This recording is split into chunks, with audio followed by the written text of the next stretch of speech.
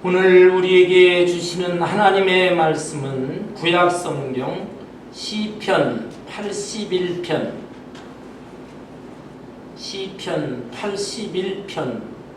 8절에서 16절까지의 말씀입니다. 구약성경 863페이지 시편 81편 8절에서 16절까지 제가 한 절 여러분 한 절 교독합니다. 내 백성이여 들으라. 내가 내게 증언하리라. 이스라엘이여 내게 듣기를 원하노라.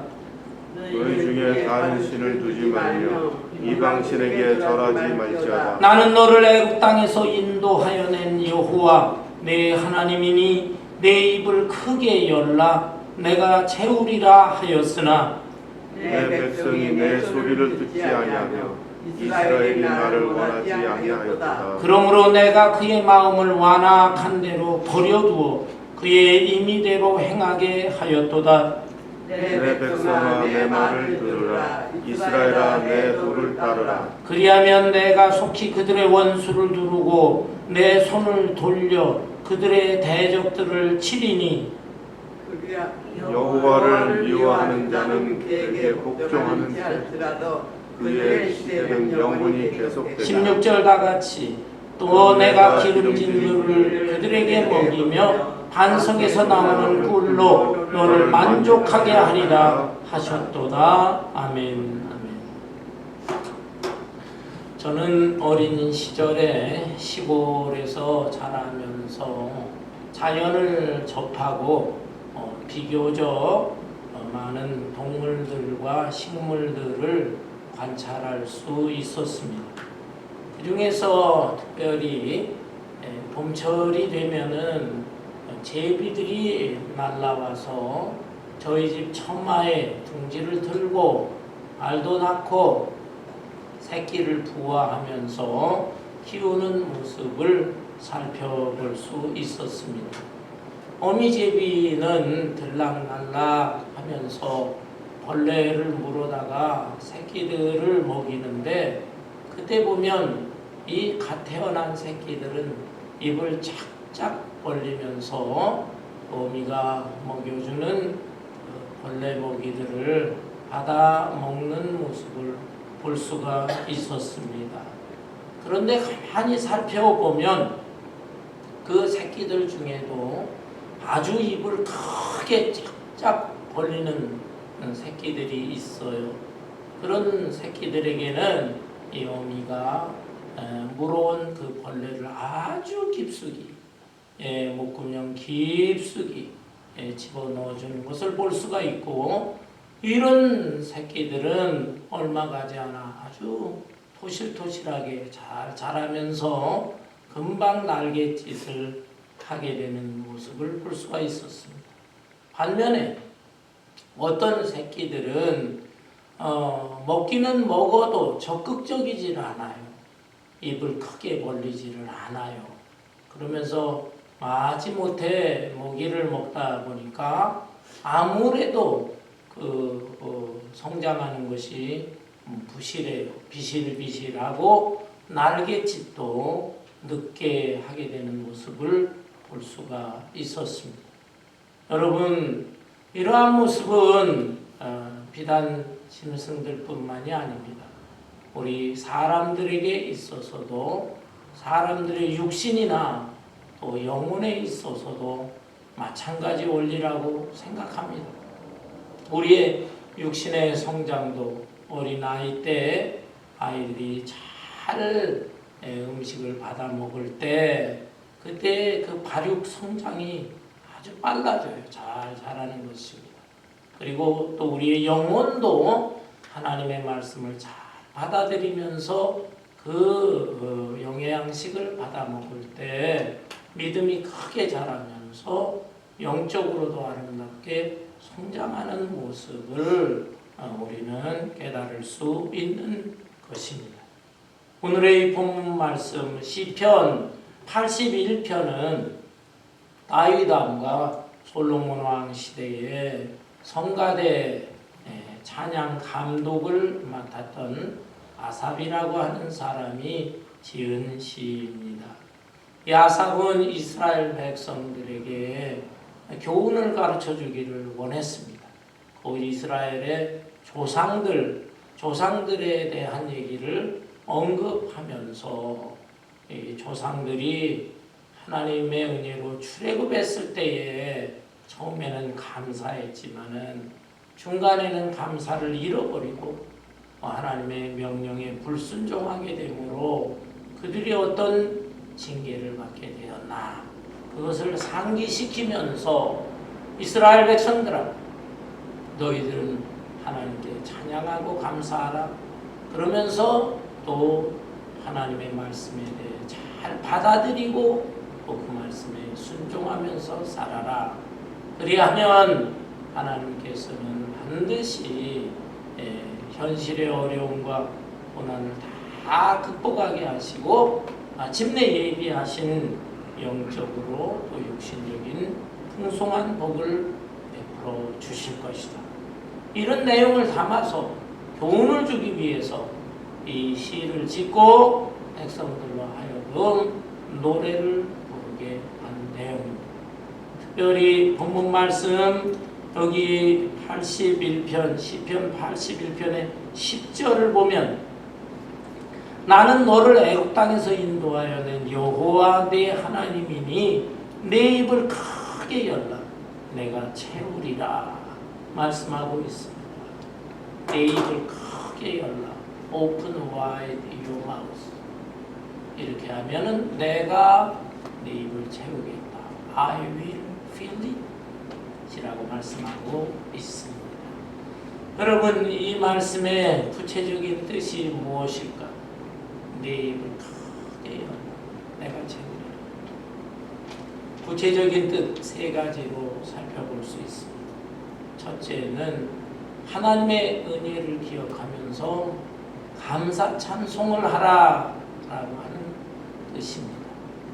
이 시편 81편은 아삽이 이 시를 지으면서 특별히 유대인의 명절, 아마도 유월절 그리고 또 조막절이었던 것 같아요. 이런 명절이 되게 될 때에 이 찬송시를 불러라 이렇게 했던 것 같습니다. 그래서 본문 말씀 앞에 여기 시편 81편 1절부터 쭉 보면 우리의 능력이 되시는 하나님을 향하여 기쁘게 노래하며 야곱의 하나님을 향하여 즐거이 소리칠지어다. 시르를 부며 소고를 치고 아름다운 수금에 비파를 아우를지어다. 초하루와 보름과 우리의 명절에 나팔을 부를지어다. 목소리뿐만 아니라 악기를 동원해서도 하나님의 은혜에 대해서 크게 감사 찬송하라라는 것입니다. 여러분, 하나님께서는 이스라엘의 백성들, 옛날 조상들, 애굽에서 430년 종살이를 하던 백성들을 은혜 가운데 해방시켜 주셨어요. 그들에게 10가지 재앙을 내렸어요. 애굽의 10가지 재앙, 그리고 홍해 바다를 건너게 해서 정말 몇 세대를 거쳐 고통을 당하던 이 백성들에게 자유와 해방을 주셨습니다. 그때 그들은 너무너무 감사했죠. 감격했지요. 그래서 홍해를 건너자마자 그 모세의 누나였던 미리암을 중심으로 해서 감사 찬송을 부르고 백성들도 환호하고 했습니다. 그런데 얼마 지나지 않아 광야에 접어들었을 때 그들은 감사한 마음을 잊어버리고 원망불평을 하게 되었던 것입니다. 먹을 것이 다 떨어졌어요. 마실 물도 없어졌어요. 그래서 그들은 우리를 어찌하여 이 광활한 의지할 데 없는 광야로 인도했느냐. 차라리 애굽에 있었을 때에는 비록 노예 생활을 할 망정 가끔은 고깃국도 먹고 그랬는데 어찌하여 우리를 여기에 이끌어서 이곳에서 죽게 하느냐. 하나님도 원망하고 모세도 원망하고 한 내용 우리가 잘 알고 있습니다. 아삽은 이게 엄청난 사건이고 여기에 영적인 교훈이 있기 때문에 성경에 수차례 언급되었지만 다시 한번 이 내용을 언급하고 있는 것입니다. 너희들이 어려움 당할 때마다 하나님께서는 먹을 양식이 없다고 하늘에서 만나도 주시고 마실 물이 없다고 모세로 하여금 반석을 쳐서 샘물이 솟아오르게 하시지 않았느냐. 하나님의 은혜에 대해 어찌 감사 찬송을 하지 않느냐. 이것을 이제 이 모세 당시 때도 그렇고 또 이 시를 지으면서 여기에도 언급하고 있는 것입니다. 그러나 이 이스라엘 백성들의 마음은 이미 굳어졌어요. 굳어져서 하나님 감사하기보다는 원망불평하고 결국은 1세들은 다 광야에서 죽고 이제 2세들 대부분의 2세들만이 가나안 땅에 들어가게 되었던 것입니다. 사랑하는 성도 여러분, 이 본문 말씀 10절에 보면 나는 너를 애굽 땅에서 인도하여 낸 여호와 내 하나님. 애굽 땅에서 인도하여 낸 여호와. 하나님께서 은혜를 베풀어 주셨던 것, 그것을 잊지 말아야 된다. 그것에 감사해야 된다. 이 의미가 포함되어 있는 것입니다. 여러분, 우리 자신의 생애도 돌이켜보면 얼마나 많은 고난과 시련이 있었고 또 인생의 고비고비가 있었겠습니까?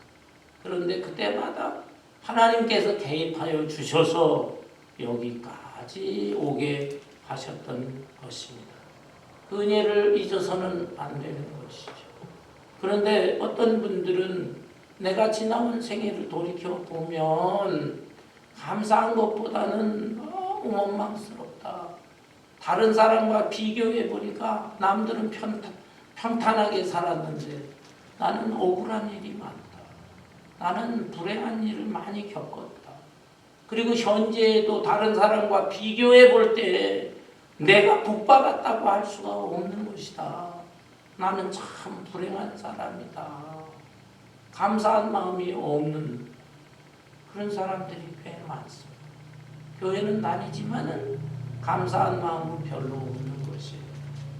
충분히 이해할 수가 있습니다. 그러나 여러분 가만히 생각해 보면 평범하고 평탄하게 살아온 사람들, 그 사람들에게도 감사할 조건이 있겠지만 어려운 고난과 시련 속에서 불행과 아픔을 겪으면서 거기에서 깨닫는 하나님의 은혜 또한 큰 것입니다. 자기의 몸이 아프고 건강을 잃어버릴 때 다른 사람을 이해할 수가 있습니다. 다른 병자가 아프고 힘들 때 저 사람 동병상련, 그 아픈 사람에 대해서 이해할 수가 있는 거예요. 가난하고 또 경제적으로 어려움 당한 사람을 볼 때 내가 가난하고 어려움을 겪었다면 그 사람을 충분히 이해할 수가 있는 것입니다. 나에게 불행한 일을 다 경험한 일이 있다고 한다면 지금 딱한 처지에 놓여 있는 사람들, 그런 사람들에 대해서 이해할 수가 있어요. 그냥 평탄하게만 살아온 사람들, 그런 사람들은 어려움 당한 사람들을 이해하지 못하는 것입니다. 인생의 참된 의미를 깨닫지도 못하는 것입니다. 오히려 고난과 아픔과 불행 속에서 인생의 넓이와 높이와 깊이를 깨닫고 그 가운데서도 하나님께서 내 영혼을 구원하여 주시고 그래서 나를 지키시고 여기까지 인도하신 사실에 대해서 오히려 깊은 감사와 찬송을 할 수 있는 것입니다. 제가 좋아하는 시 가운데 한국의 고은이라고 하는 시인이 지은 시가 있습니다. 단 2줄밖에 되지 않는 짧은 시예요. 시의 제목은 그 꽃입니다. 내려갈 때 보았네, 올라갈 때 보지 못한 그 꽃을. 단 두 줄로 지어진 시입니다. 내려갈 때 보았네, 올라갈 때 보지 못한 그 꽃은 무슨 뜻입니까? 한평생 앞만 보고 열심히 달렸어. 위만 보고 정상을 향해서 엄청난 노력을 했습니다. 그러다 보니까 주변이 보이질 않았어요. 주변 사람들을 이해하지도 못했어요. 그러다가 이제 나이가 먹고 또는 은퇴를 하게 되고 등등 여러 가지 이유에 의해서 자기가 모든 것을 내려놓고 내려가게 될 때 주변을 봅니다. 주변에도 보면 너무나 사랑스러운 것들이 있어요. 너무나 아름다운 것들이 있어요.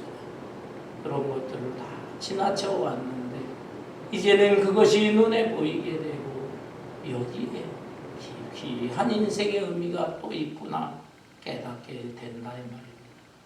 여러분, 따라서 우리는 평탄할 때, 좋은 일이 있을 때도 하나님께 감사 찬송해야 되겠지만 어려운 고난과 시련과 지금 현재도 다른 사람과 비교하면서 인간적으로 별로 내세울 것이 없을지라도 그 가운데서 영적인 눈을 뜨게 하신 하나님의 은혜, 그 은혜를 생각하면서 오히려 더 입을 크게 벌리면서 감사 찬송을 할 수 있어야 할 것입니다. 내 입을 크게 열라. 감사하면서 찬송하라. 두 번째 의미가 무엇입니까? 내 입을 크게 열라는 것은 하나님의 말씀을 입을 열어서 받아 먹어라. 제가 어린 제비 새끼들 예를 들었듯이 그런 마음, 그런 자세로 하나님의 말씀, 영적인 양식을 받아 먹으라 라고 하는 것입니다. 본문 말씀을 볼까요? 본문 말씀 여기 8절 9절에 보면 내 백성이여 들으라. 내가 네게 증언하리라. 이스라엘이여 내게 듣기를 원하노라. 너희 중에 다른 신을 두지 말며 이방 신에게 절하지 말지어다. 내 백성이여 들으라. 이렇게 강조하고 있습니다. 하나님께서는 하나님의 종들을 통해서 말씀을 주시는데 이 종들을 통해 주시는 이 말씀에 대해서 이스라엘 백성들이 들어야 되는데 잘 들으려고 하지를 않는다. 그 말씀을 받아 먹으라. 그런데 입을 열질 않아요. 영적인 입을 열고 받아들이라. 참 마음에 수용을 하라라는 것입니다. 1세들 광야에서 원망불평하고 심지어 금송아지 만들어 놓고 하나님 대신에 우리는 애국으로 돌아가자. 이 금송아지가 현실적으로 돈도 주고 많은 복을 줄 것이다. 그렇게 생각을 했어. 그들은 우상을 섬겼습니다. 하나님께서 모세를 통해서 십계명 주셨어. 다른 율법도 주셨어. 대표적인 율법이 십계명인데 십계명의 제1, 제2계명이 무엇입니까? 내 앞에서 다른 신을 내게 두지 말라. 우상을 섬기지 말라. 그런데 그들은 이렇게 우상 섬기면서 돌아가려고 했어. 그들 대부분이 다 광야에서 죽었어. 그래도 2세들은 가나안 땅에 들어갔잖아요. 그런데 가나안 땅에 들어갔을 때 정말 하나님의 말씀을 잘 듣고 마음을 열어서 마음의 입을 크게 열어서 받아들였는가? 그렇지 않았습니다. 그 2세, 3세 후손들도 하나님의 말씀보다는 우상을 섬기는 거예요. 왜 그랬을까? 하나님께서 그토록 싫어하는 왜 다른 신 우상들을 섬기는 것일까요? 그것은 현실의 이익 때문에 그렇습니다. 그들이 가나안 땅에 들어왔을 때 더 이상 움직이거나 이동하거나 광야 생활하거나 그럴 필요 없습니다. 이제는 딱 그 땅에 정착을 했어요. 정착을 하다 보니까 광야 생활 때에는 주로 짐승들을 키우는 목축업을 하면서 40년을 지냈는데 이제는 가나안 땅에 들어왔으니까 정착을 하면서 농업, 주로 농업에 종사하면서 지나게 되었다. 그런데 그들은 40년 동안 농사를 져본 적이 없는 거야. 계속 이동을 해야 되는 거야. 가나안 땅에 와서 농사를 지어야 되는데 농사 짓는 방법을 알지 못합니다. 결국 그 가나안 땅의 이방 족속들한테 어울리면서 부탁을 하면서 도움을 받아야 되는 것이죠. 그들에게 자꾸 현실적인 이익을 얻기 위해서 접촉을 하다 보니까 이제는 그들의 문화 그리고 그들의 종교 그들의 사상까지 다 받아들이게 된 것입니다. 하나님께서는 진노하셨다는 것이죠. 십계명의 말씀을 어기는 자들이 되었다. 그리하여 그들은 가나안 땅에 정착을 하고 하나님 주신 땅이지만은 하나님의 계명대로 지키지는 못했기 때문에 결국은 그 땅에서 쫓겨나게 된 것이죠. 이스라엘 북왕국은 아수르에 의해 침략을 받아서 완전히 노예로 끌려가 전 세계로 흩어져 다시 회복되지를 못했습니다.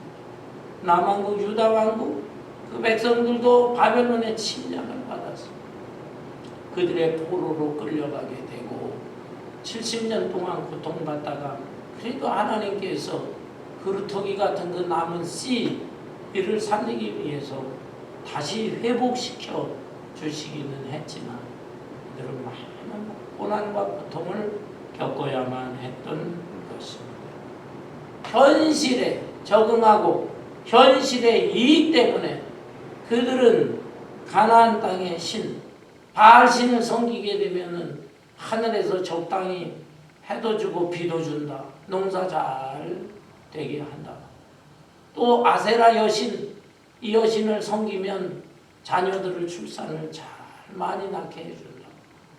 이런 그 우상에 대한 얘기를 듣고 하나님의 말씀보다는 그 우상을 섬기게 된 것입니다. 하나님은 눈에 보이지도 않고 늘 아주 깝깝하고 현실적으로는 뭐 이게 참 적용이 하기 어려운 듯한 그런 말씀만 자꾸 지키려고 그러는데 우상은 그렇지 않다. 눈에 딱 형상이 보여요. 형상이 보여. 게다가 또 이렇게 현실적인 복을 준다고 그러니까 그 앞에 다 절을 하고 섬기게 되었다라는 것입니다.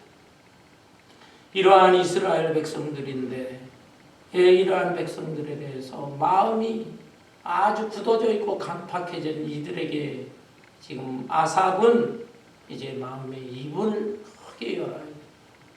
하나님의 말씀을 잘 받아들여야 된다라고 했습니다. 그렇지만은 여기 11절부터 내 백성이 내 소리를 듣지 아니하며 이스라엘이 나를 원하지 아니하였도다. 그러므로 내가 그의 마음을 완악한 대로 버려두어 그의 임의대로 행하게 하였도다. 하나님께서 하나님의 종들을 통해서 계속 말씀을 주셨지만 그들은 받아들이지를 않는 것입니다. 그냥 한쪽 귀로 듣고 한쪽 귀로 흘리고 마음은 완악해졌다. 예전 성경에는 강팍해졌다. 강팍, 완악, 굳어져 있다. 굳어져 있다. 그 마음밭이 옥토같이 되어야 씨가 떨어져서 뿌리 내리고 30배, 60배, 100배 열매를 맺을 수가 있는데 옥토는커녕 완전히 메마르고 황량하고 굳어진 땅과 같이 됐어. 그 마음이 오늘날 콘크리트같이 단단해져서 하나님의 말씀 아무리 외쳐봐도 듣지를 않는 것입니다. 성경에 보면은 위대한 하나님의 종들이 있었어. 북왕국에 엘리야 선지자, 엘리사 선지자, 엄청난 선지자들이 있었어. 그 사람들은 말도 하나님의 말씀도 권세 있게 전하고 또 여러 가지 표적도 행사했어. 그런데도 그 위대한 하나님의 선지자들의 말을 듣지 않고 이스라엘을 망한 것입니다. 또한 남쪽에도 얼마나 훌륭한 선지자들이 많았습니다. 이사야 선지자, 예레미야 선지자, 그 사람들이 아무리 하나님의 말씀을 외쳐도 듣기 싫어 마음이 완악하고 굳어져 버렸다는 것이, 여러분 오늘날에도 마찬가지인 것 같아요. 어느 시골에서 어린 시절 주일학교에 잘 다니던 어린 학생이 있었답니다. 그리고 이 학생을 정말 사랑과 정성으로 말씀을 가르치면서 노력을 했던 주일학교 교사가 있었습니다. 세월이 흘렀어요. 한 30년, 40년 세월이 흘렀습니다. 이 어린 학생은 아주 저명한 대학 교수가 되었습니다. 그리고 이 선생님은 그 시골 교회를 섬기는데 그 교회의 장로님이 되었습니다. 어느 날 이 대학 교수는 그 장로님의 생각이 났어요. 자기가 아주 똑똑한 사람, 지혜로운 사람이 되었지만 또 다른 아주 더 큰 지혜를 한번 얻어볼까, 이렇게 생각이 들어서 장로님을 찾아왔습니다. 장로님도 너무 반가워했어요. 그래서 서로 테이블에 앉아서 대화를 나누고 또 차를 나누고 하게 되었습니다. 그런데 한참을 얘기해 보니까 말이 통하지 않는 것이죠. 이 대학 교수는 세상의 지식, 세상의 가치관 이런 것으로 꽉 차 있었어요. 그러면서 선생님이 어린 시절 저한테 가르쳐준 그 말씀대로 산다면 제가 이렇게 세상에서 성공하지를 못했을 것입니다. 성경은 성경일 뿐이고 저는 현실에 적응해서 열심히 노력해서 이렇게 유명한 교수까지 되었습니다. 물론 아직도 마음속에 답답한 것이 있어서 선생님을 찾아오기는 했는데 선생님 얘기를 들으면 제가 잘 받아들여지지를 않습니다. 그 선생님, 장로님이 되신 선생님도 답답했지요. 그래서 쓰는숨을 지으면서 차나 마시면서 여기에 좀 머무르다 가게나 하고 그 찻잔에다 차를 부어주는데 이 찻잔이 가득 찼는데도 불구하고 계속 밖으로 흘러넘치도록 붓는 거예요. 아니 선생님 뭐 하시는 거예요? 찻잔이 가득 차서 넘치는데. 그러자 이 장로님이 말합니다. 내가 이 찻잔을 부을 때 찻잔이 비어져 있으면 알맞게 이렇게 부어지겠는데 찻잔이 이미 찼음에도 계속 내가 붓는 이유가 무엇일까? 자네는 자네의 생각, 자네의 지식, 자네의 것으로, 자네의 경험으로 속이 꽉 차 있네. 그래서 내가 아무리 다른 말로 하나님의 말씀 성경으로 이렇게 충고를 해줘도 그것을 받아들이지를 못하고 흘려버리게 되는 것이네.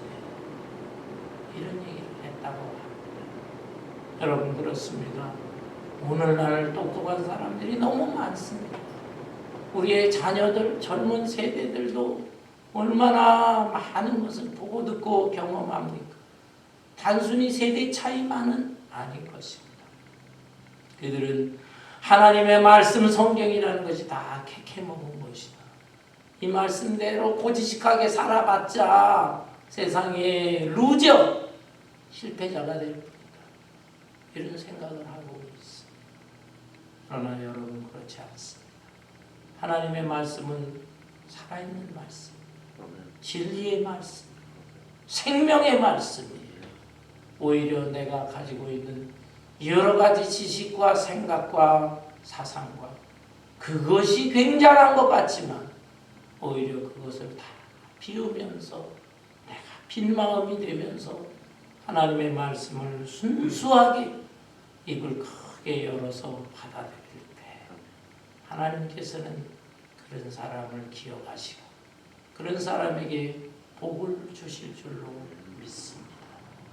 마음의 입을 크게 열어서 하나님의 말씀을 잘 받아들이라 라는 뜻이죠. 세 번째로 한 가지 더 생각한다면 내 입을 크게 열라라고 하는 것은 하나님의 말씀을 받아들일 뿐만이 아니라 그것을 실천에 옮기는 순종까지를 포함하고 있는 것입니다. 본문 13절에 보면 내 백성아 내 말을 들으라 이스라엘아 내 도를 따르라. 내 백성아 내 말을 들을 뿐만이 아니라 내 도 하나님의 진리라는 거예요. 도는 진리. 진리의 말씀을 따르라. 순종하고 실천해야 된다라는 것이. 여러분 오늘날 보고 듣는 거는 많이 있어요. 그런데 마음속에 간직하는 사람 별로 없어요. 마음속에 간직하는 사람들이 덜어 있을지라도 마음속에 자기 깊이 새겨두는 사람이 거의 없는 것 같습니다. 그리고 마음속에 깊이 새겨둘지라도 그것을 실천에 옮기는 사람은 더더욱 적은 그런 세상을 살아가고 있습니다. 여러분 영혼이 없는 몸이 죽은 것 같이 행함이 없는 믿음은 죽은 것입니다. 하나님의 말씀을 잘 받아들일 뿐만이 아니라 그 말씀을 실천하고 그 말씀대로 따라야 된다. 이렇게 할 때에 하나님께서는 꼭 그런 사람을 기억하시는 것입니다. 하나님께서 이런 사람에게 몇 가지 복을 주시겠노라 약속하셨어요. 첫째는 원수를 물리쳐 주시겠다. 14절 그리하면 내가 속히 그들의 원수를 누르고 내 손을 돌려 그들의 대적들을 치리. 우리가 한평생 살아가면서 여러 가지 고난과 시련이 있습니다. 하나님께서 허락하시는 고난과 시련도 있고 악한 마귀가 우리를 공격하고 때로는 유혹을 해서 우리를 공경에 빠뜨리게 되는 그러한 고난과 시련도 있는 것입니다. 그런데 이 마귀의 쫄개들, 우리를 대적하는 자들, 그들을 하나님께서 직접 나서서 손을 돌려서 그들을 칠 것이다. 손을 돌려서 그들을 치리라. 글쎄요, 무슨 뜻일까요? 하나님께서 앞서가시다가 자꾸 사탄이 어쩌고 저쩌고 하나님 앞에 대항을 할 때 하나님이 뒤로 돌아서 손으로다가 이 사탄의 뺨을 갖다 때리는 것 같습니다. 어찌 보면 손만이 아니고 발로도 돌려서 차는 그런 하나님이신 것 같아요. 태권도 경기를 보면요, 이 태권도에 여러 기술이 있잖아요. 그런데 제일 무서운 기술이 뭔지 아십니까? 점프하면서 뒤로 돌려차는 거. 그 돌려차기 한번 맞으면은요, 상대방이 그대로 쓰러지게 됩니다. 악한 사탄이 여러 가지 교묘한 방법으로 우리의 마음을 흔들어대고 우리의 삶을 실패자로 만들게 합니다. 그렇지만 그 가운데도 우리가 하나님을 의지하게 될 때 하나님께서는 돌려차기로 그 사탄을 물리쳐 주시고 우리를 보호해 주시는 것입니다. 두 번째 약속의 말씀이 무엇일까요? 15절에 보면 여호와를 미워하는 자는 그에게 복종하는 채할지라도 그들의 시대는 영원히 계속되리라. 하나님이 끝까지 보호하시고 책임져 주시겠다라는 약속의 말씀입니다. 여호와를 미워하는 자, 겉으로는 그저 하나님 믿는 것 같지만은 실제로는 제대로 믿지 않는 자들, 그 하나님 앞에 복종하는 채하는 자들, 바리새인 같은 자들이다. 그런 사람들은 하나님께서 멀리하시고 하지만은 그들의 시대, 여기 그들의 시대는 여호와 하나님의 말씀을 잘 입을 크게 열어 받아들이는 사람들을 말합니다. 이런 사람들의 시대는 하나님의 한평생 끝까지 계속되게 할 것이다. 성경 마태복음 28장 20절에 나오는 말씀, 아프리카 선교사로 한평생 헌신했던 리빙스턴, 데이비드 리빙스턴이 좋아하는 말씀, 저도 그 말씀을 아주 좋아합니다. 볼지어다 내가 세상 끝날까지 너희와 항상 함께 있으리. 볼지어다 내가 세상 끝날까지 너희와 항상 함께 있을 것이다. 하나님은 이렇게 하나님을 의지하고 마음의 입을 크게 여는 사람에게 원수들을 물리쳐 주실 뿐만이 아니라 한평생 끝까지 함께 하시겠노라 약속하셨어요.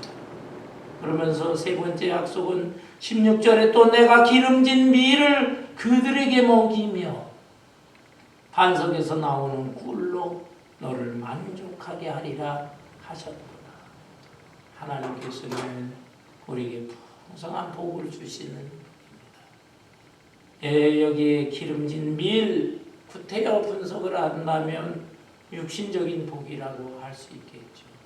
경제적으로도 부족하지 않도록 여유롭게 살 수 있도록 기름진 밀을 그들에게 주실 것이다.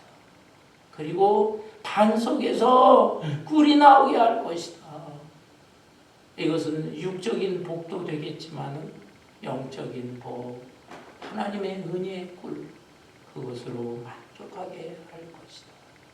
육신적으로도 만족하게, 영적으로도 만족하게, 부족함이 없이 풍성하게 복을 받고 누리게 할 것이다라는 것입니다.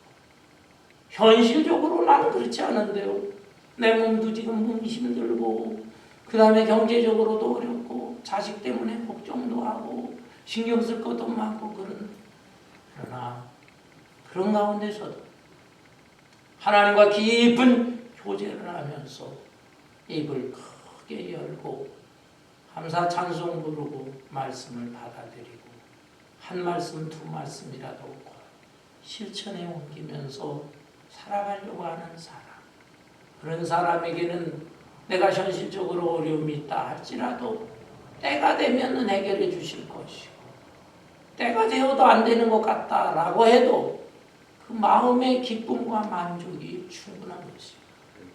그래서 그 마음의 기쁨과 만족으로 인하여 다른 사람들 잘 먹고 잘 살고 하는 거 전혀 부러워하지 않는 것입니다. 이러한 만족으로 가득 차고, 그리고 최종적으로 천국에서 이 놀라운 축복을, 행복을 만끽하게 될 것입니다. 아멘. 한국의 제약회사 중에요, 종근당이라고 하는 약회사가 있습니다. 여러분들도 아마 많이 들어보고 종근당에서 만들어낸 약들, 또 건강식품 이런 것들도 아마 많이 먹어보았을 것입니다. 이 종근당 회사가 어떻게 세워지게 됐냐고 하면은 이종근이라고 하는 분이 이 회사를 설립을 했는데요. 이 이종근은 아주 굉장히 가난하고 어려운 가정에서 태어나고 성장했다고 합니다.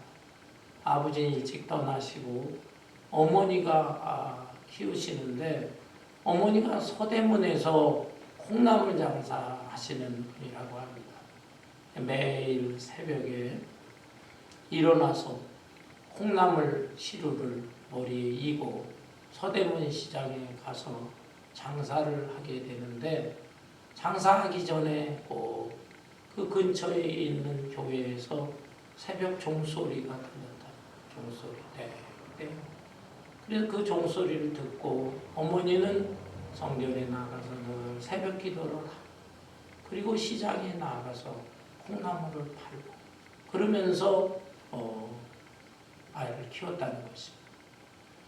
근데 이 이종근은 이제 자라면서 워낙에 가난하니까 학교도 제대로 다니기가 어려웠어요.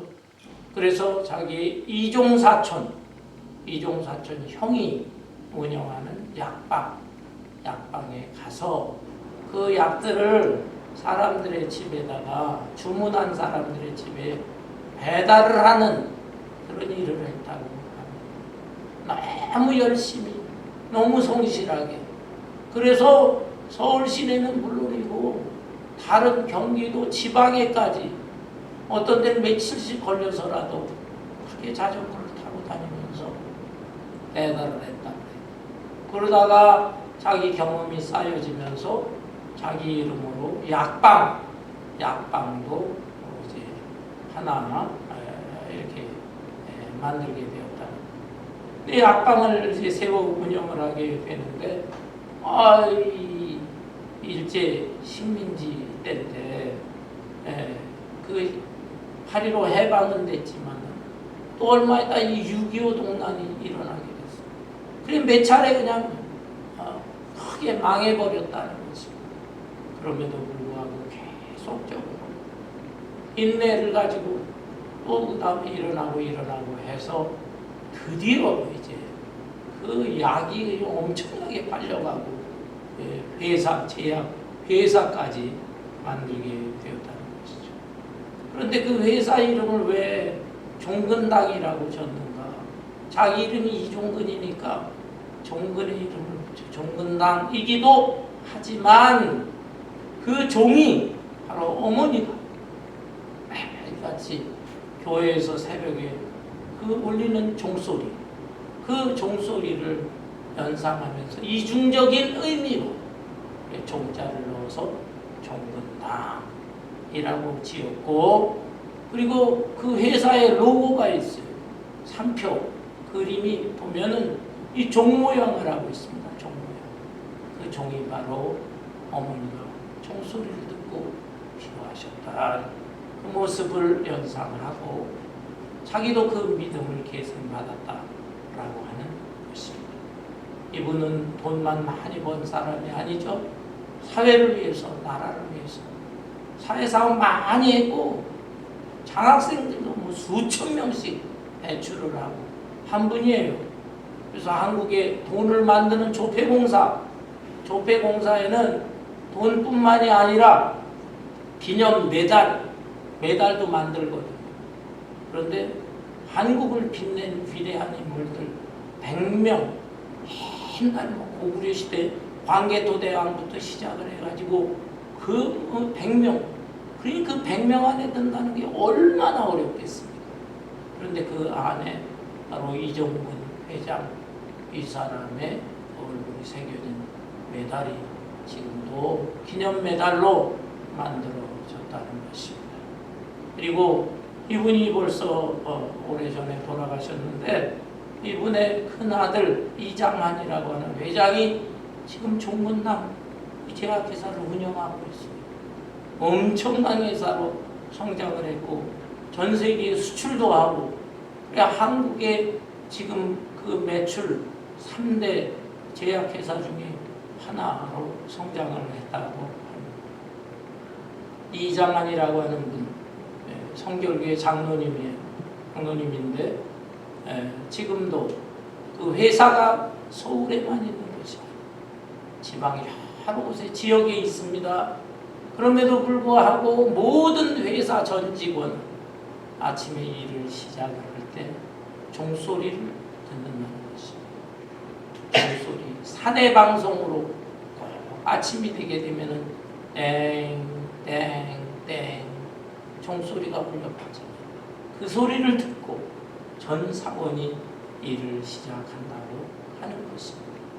그래서 자기의 할머니, 자기의 아버지, 그러니까 믿음의 유산으로 물려준 그 신앙을 가지고 교회에서도 장로님으로 헌신하고 사회를 위해서, 국가를 위해서도 크게 헌신하고 있다 하는 내용의 기사를 읽어보았습니다.